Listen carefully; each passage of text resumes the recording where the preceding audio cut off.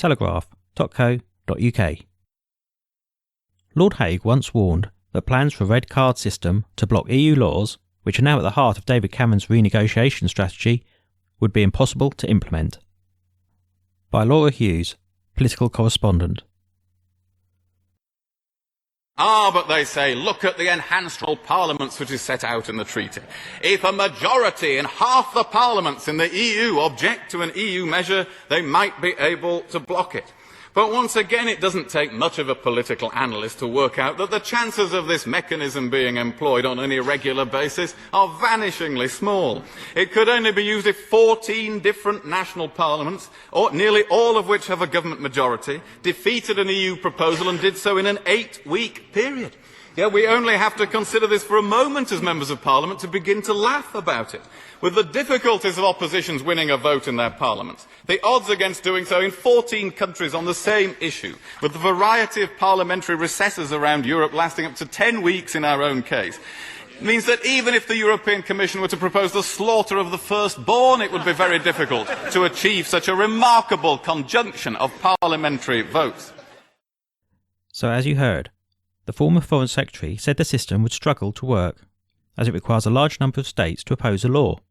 Even if the European Commission proposed the slaughter of the firstborn, Mr Hague said, it would require a remarkable conjunction of parliamentary votes. Earlier this week, Mr Cameron revealed that Brussels had agreed to allow the creation of a red card system, giving Parliament the ability to effectively veto unpopular EU legislation. But the red card would only allow the House of Commons to block laws if it had the support of 14 other EU member states.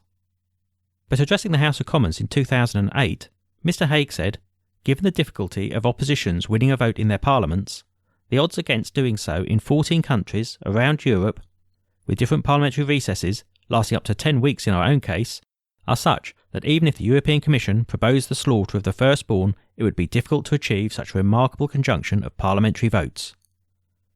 At present, Parliament's member states can issue a yellow card to the European Commission, forcing it to reconsider a law.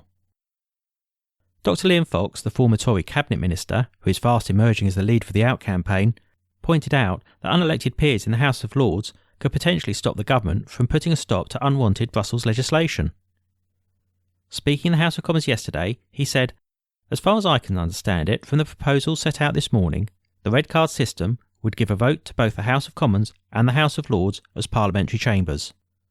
This would open up the possibility of the unelected upper house voting with other European parliaments to force EU legislation upon the elected House of Commons.